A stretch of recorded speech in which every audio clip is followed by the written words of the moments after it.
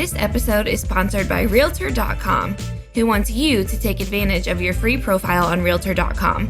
By claiming and completing your free profile, adding a photo, and all of the information that puts you head and shoulders above the competition, you're on your way to receiving free leads, helping search engines find you, and staying top of mind with past clients. To learn more about claiming your free profile, go to Realtor.com/profile.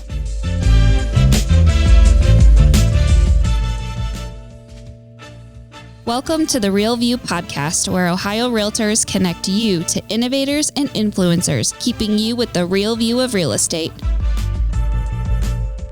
Whether you're a broker, agent, first-time homebuyer, industry leader, or just happen to stumble upon our podcast today, you can expect to hear tips, tools, tricks, interesting information, and so much more from the experts in Ohio's real estate game.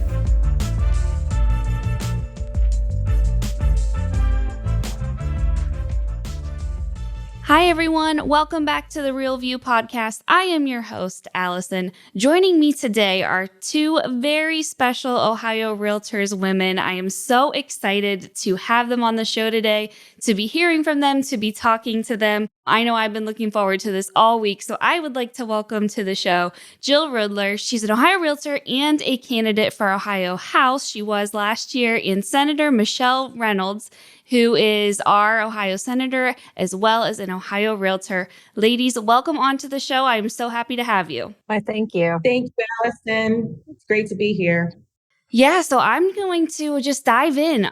We're going to be talking about these two ladies, hear about their stories, hear about their journeys, why they decided to pursue interests in politics, and why they decided to be realtors, and a little bit about their life as realtors and life in the political arena and being women in the political arena, which I always think is important to spotlight and talk about. So let's just dive in. I want to hear from you guys. What made you all decide to pursue your career and passion in politics? Was this always something you knew that you wanted to do? I'd like to hear from the both of you. Tell me a little bit about your decision and your interests in the political arena.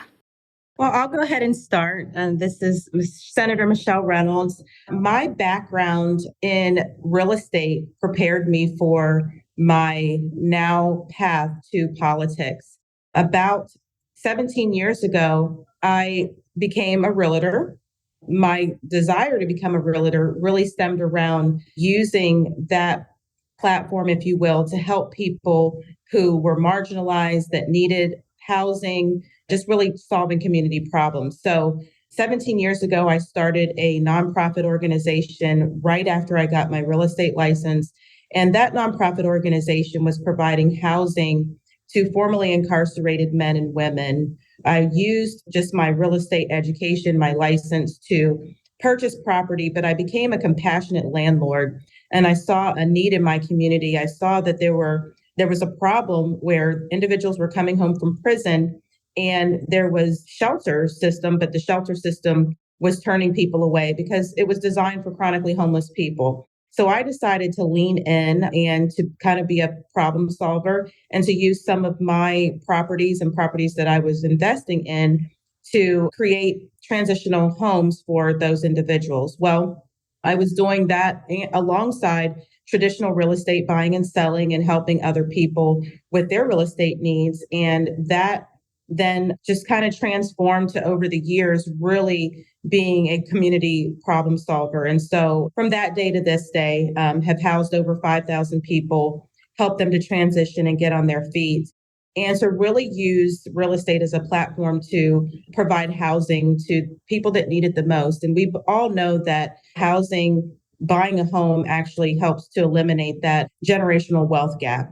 that we need solutions like that. And so I just thank God for my real estate background and the platform that it's allowed me to help other people. And now I'm at the State House being able to help from a legislative policy level. So in a nutshell, that's kind of my story and how I got here. I love that. Thank you so much for sharing. Very, very cool, very inspirational. I love that. Jill, what about you? Well, during my career in real estate, I actually started when I was 20 years old. My mother was a real estate broker and she convinced me to get a sales license. And it was funny. I was very shy and I didn't know I could even talk to people at the time, but it was 45 years ago in June that I was licensed. Oh my gosh, it's a big anniversary this year. It Congratulations. is. It is. And so obviously my mom was my first mentor and opened a branch office for her company. And that was in the late 70s, 1978. So there was a lot of ups and downs through the years I went through. I moved to Columbus in 1987. So that was 36 years ago. That's when my career actually blossomed, when I was in a community where there was just so many people to help, and it was so amazing. And I just love the service end of our business in helping families become successful and wealth builders. And it was probably in the early 2000s when I got involved in the real estate legislative end of the business, very involved in RPAC, and saw the difference it made. And of course, when I think Greg Grabchuk mentioned that if you don't have a seat at the table, you're on the menu, that it really hit me that I had the opportunity at this point to get more involved in the service end. So over the last 10 years, I've spent a lot of time at the State House and saw what happened to bills and how they became reality and how many people they helped. And, I just had a passion. So I got involved a little bit in the party and the Realtor party, and saw that, maybe this was an opportunity for me at this point in my career to get a little more involved. I was on a central committee in Delaware County, and I served in Genoa Township on the zoning commission. Then early last year, I got tapped on the shoulder by Betty Montgomery and Joanne Davidson, who said, "Jill, we need you." And I thought, oh, okay. I accepted their calling and I went in, and I just had a blast last year running for office. To be able to meet up with Michele and her team and work together toward a common goal of getting conservative, representation to this district and her district. It was I just can't even thank Michele and her teams anymore about how she just took me under her wing and helped me. As a first time candidate, I didn't have the experience or the infrastructure that she had, but she just took me right in and helped me along the way. And I think the best part was all the relationship building that I did last year, and meeting all the people and really feeling that I could do something. And although I wasn't successful at my goal, I felt it was the best opportunity I could have had to help the community that I've served for 35 years here selling real estate. It was just doing the same thing as I've always done, and that is go out there and try to help people that need your help. So that was my run at office, and I just absolutely loved it. And given an opportunity again to do it, I would do it in a heartbeat.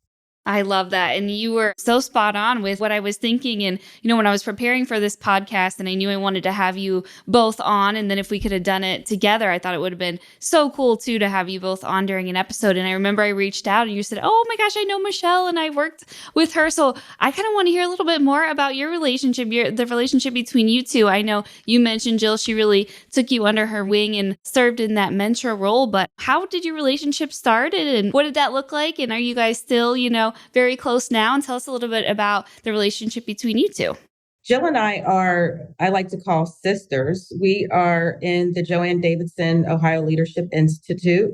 So that is a group of powerful, phenomenal women who are conservative under the leadership of former speaker Joanne Davidson and Betty Montgomery. And we're very blessed to be a part of this group of women. And it really helps to push and empower us as leaders in our community to want to get involved and to want to get not only involved in politics, but how we can, find our niche, problems in the community, and how we can serve. And so Jill and I actually met through that network. And I just love this woman right here because she has so much heart. She is tenacious. She's resilient. She's a leader. And we worked very, very well together, very hard together. This was not easy. And I can remember being a first-time candidate. It's never easy. And you learn so much. You meet so many great people. And if nothing else, it sharpens you and it gets you prepared for what's next, whether that's office, whatever it is, but it gets you prepared. And so Jill and I currently still do work together. We are on a couple of planning committees for some future things that deal with organizing in the district for local races. And we'll continue to work together because I know that there's big things in store for both of us. But it was certainly something that could not be done without a team. And Jill and I were very much a part of each other's team. I love that. You can tell the bond between you guys that you very much have love for one another. And that is going to be my question too. But I want to circle back to it. We'll get to it at the end is what's next for both of you ladies, because I want to hear what's in the future and what we have to look forward to. But I want to save that for the end of the episode. Why do you think it's so important for realtors to be involved? Jill, you talked a little bit about RPAC, just familiarizing yourself with that, getting involved with the legislative process, learning how all of that stuff works. Why do you think it's so important for realtors to be involved? Well, I think the thing I learned about the legislative process is that it affects all people. Home ownership, if you're in a rental, you have to have a place to live. And so once you have a place to live, there's a lot of things that affect where you live and how you live, and everything from affordable housing to what's going on in the community, whether it's commercial real estate or residential. And every single thing is affected by our legislature. That is the end of government that I enjoy, is lawmaking. And that's why I ran for the House of Representatives. I felt like that was a place that I could actually make a difference for people. Now I can do it through Michele, my friend. Anything I can do to help her in her process, I want to be there for her. I love that. Michele, what about you? Why do you think it's so important? So I agree with Jill. Realtors, first of all, we're the closest to the people. And, I like to say that those that are closest to the problem are closest to the solution. We touch the lives of people buying a home and raising their families. And realtors are leaders. We are producers by nature.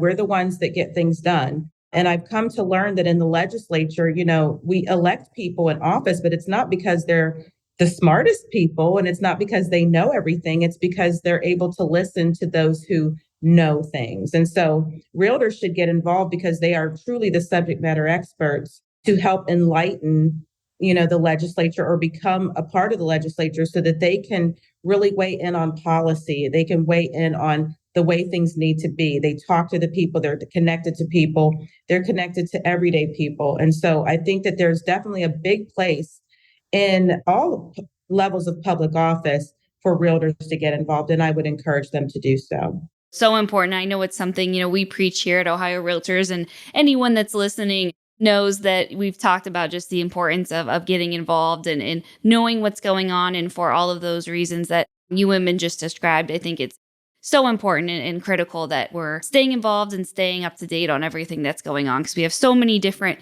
hands and different pots there. And it's important that we stay on top of that. I want to switch gears a little bit to what it's like being women in politics. I love speaking to strong women, as you two both are, but I want to know what that world is like that is so male driven. How do you navigate that? And what has been your experience like being women in politics? Well, I'll just share that before going to the Joanne Davidson Leadership Institute, I was politically inclined, but I really just didn't know where to start. I didn't know how to navigate things, and I didn't have that connection or the network to really push me. I didn't have the confidence, but I knew that I wanted to do something to impact my community. And so I ran for office my very first time when I was 25 years old.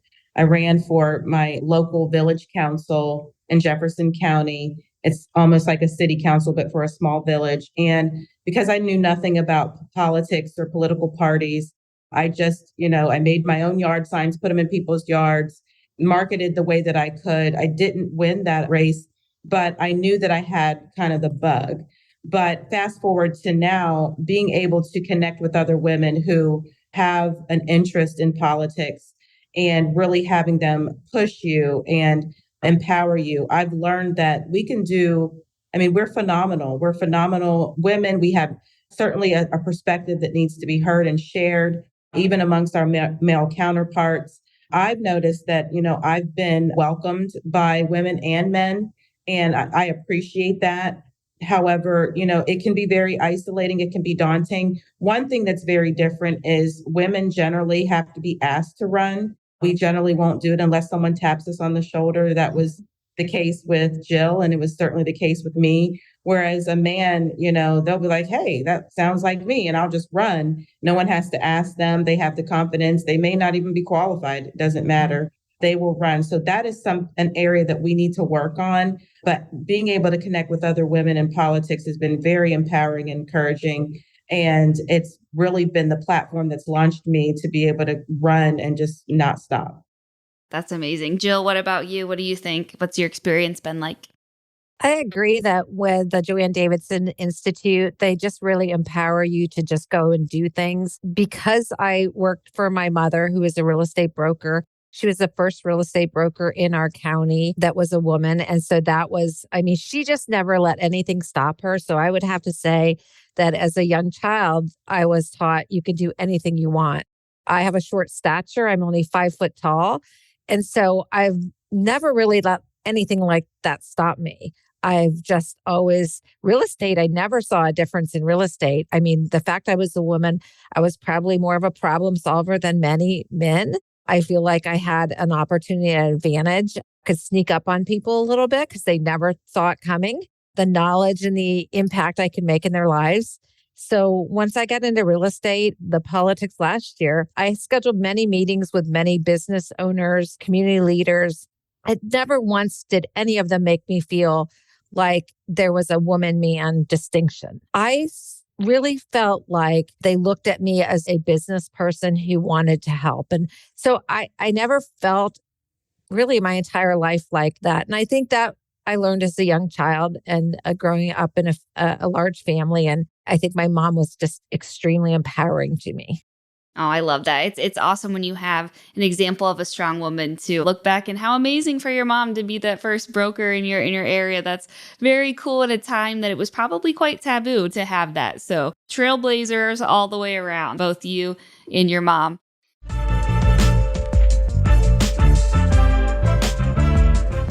This episode of The Real View is brought to you by the Ohio Association of Community Colleges. Ohio's network of community colleges provides accessible training that accommodates the busy lifestyles of aspiring real estate professionals at half the price of a traditional university. With convenient locations in every part of the state, as well as online options, Ohio's community colleges are your smart choice for pre-licensing education. For more details or to start the journey to a real estate career, visit the education page at ohiorealtors.org. and then click on the pre-license course locations. I want to hear a little bit about the decision to run and kind of what goes through that, and then the process of what it actually takes to put on a campaign. I don't think we've talked about that on the show before, so I would love to hear a little bit about just the process, what all goes into it, the late nights. And Michele, you mentioned, the signs, and we're making signs from scratch, and everything that goes into running a campaign. Walk us through a little bit of that and what that looks like. So from the onset, what it looks like is pretty much creating an organization. So the same type of work that you need to do to organize any project that you're working on, you really need a plan. And one of the very first things that I would encourage someone to do is to put together a team. And that team we like to call your kitchen cabinet. And your kitchen cabinet is pretty much made up of kind of your inner circle, those that are going to be able to give you guidance and advice as it relates to various aspects of your campaign. From a fundraising standpoint, you need a finance chair. From a political strategist standpoint, you need someone that, understands politics and data, understands the numbers. Is this something that can be won? What do the numbers look like?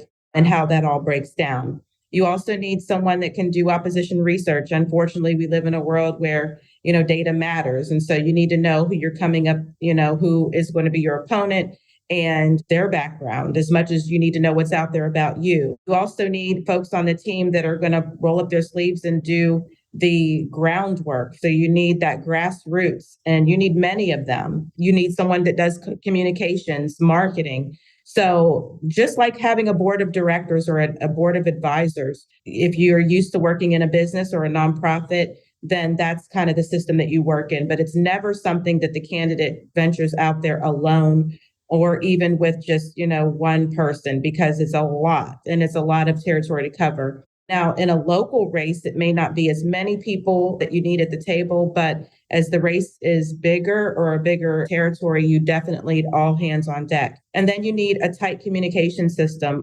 One of the things that our team did very early on is we put together a project management system using technology called Trello. So we have a Trello board, and we would park all of those tasks on Trello to keep it in front of us. So we had a dashboard every single day to remind us of what tasks we needed to follow up on. My fundraising person kept me honest by making sure I'm making phone calls all the time, meeting with people, getting around your district, making sure that you have a system for parades and volunteers and recruitment. So it is a lot of that, but I would say one of the number one things is communicating with your team and having that team that is very, very tight knit. But it takes that, it takes a team. It doesn't work alone in a vacuum.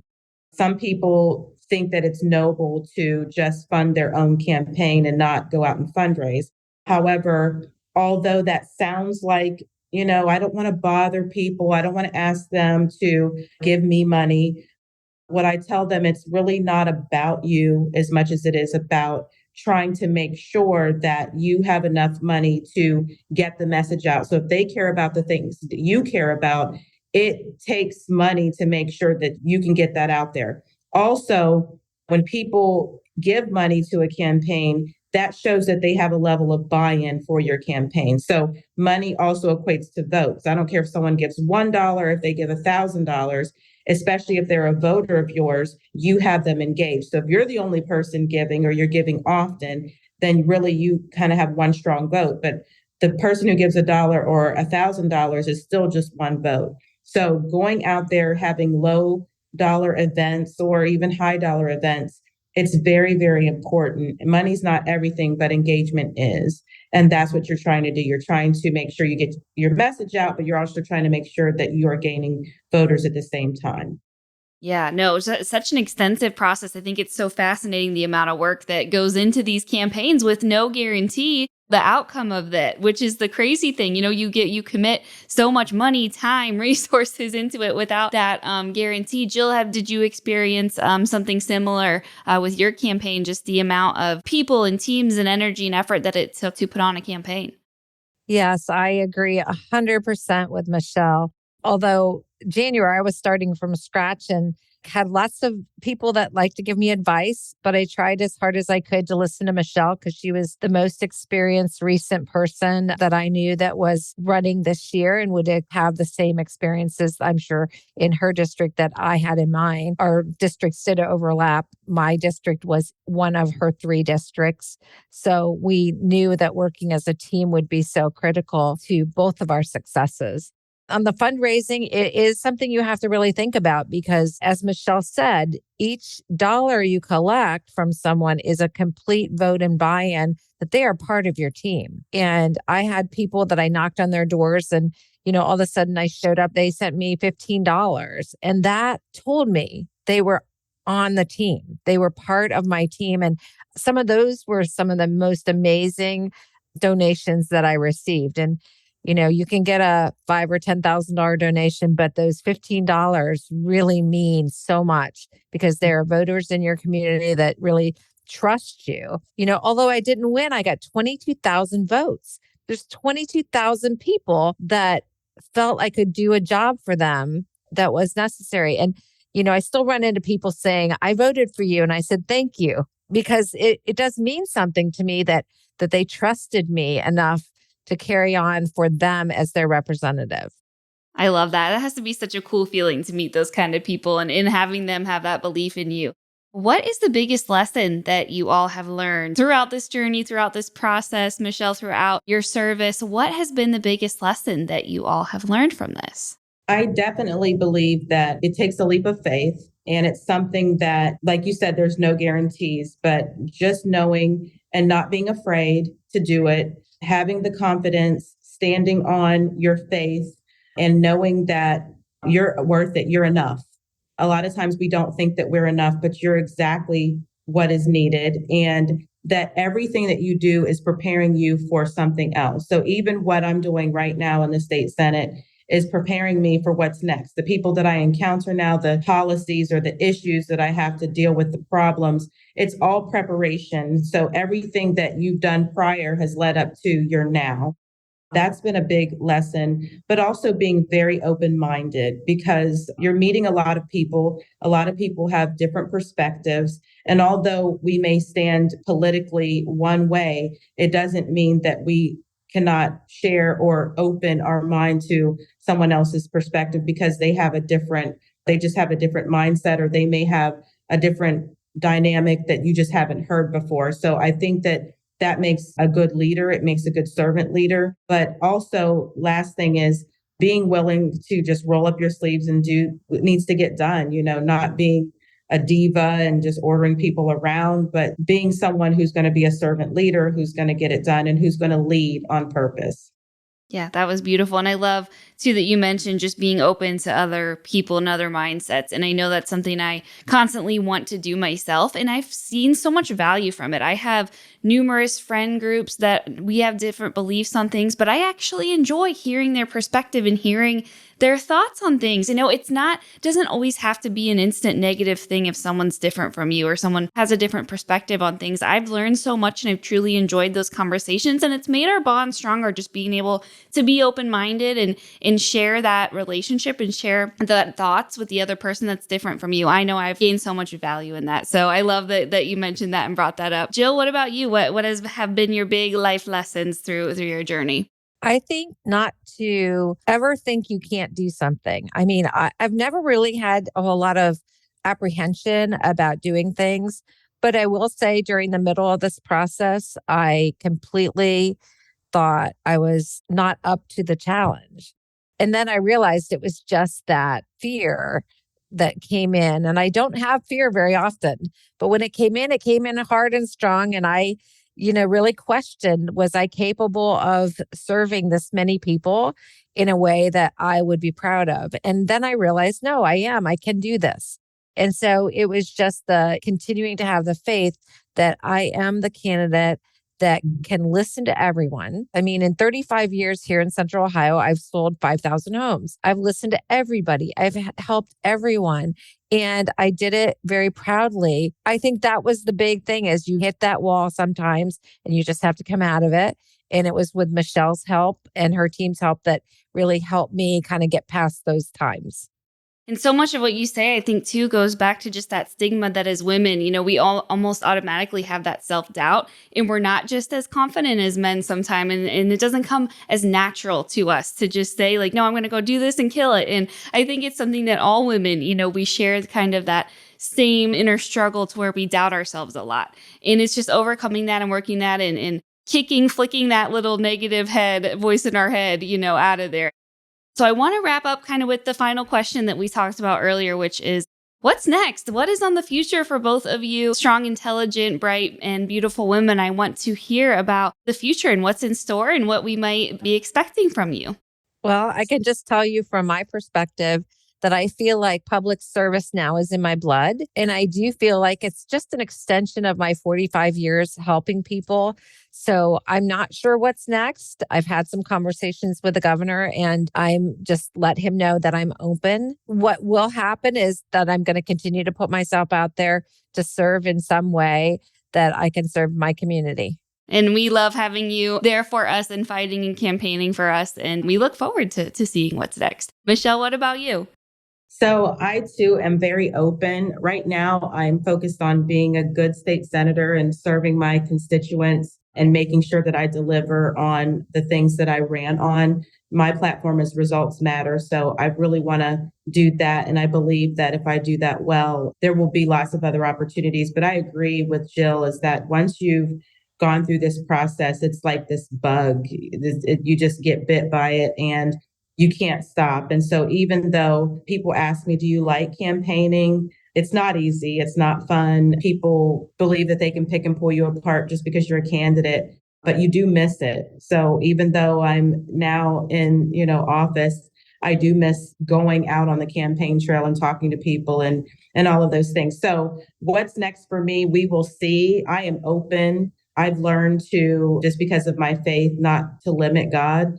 I stopped being ambitious a long time ago and just started to say, hey, whatever you have for me is what I want. And he's already blown my mind. I didn't even think I'd get to this level. So we will definitely see. But I am the type of person that if the stars align, I will take the opportunity and I won't look back. So I'm currently in law school while I'm a state senator, trying to finish that up so that way, whatever door does open, I'm ready for it.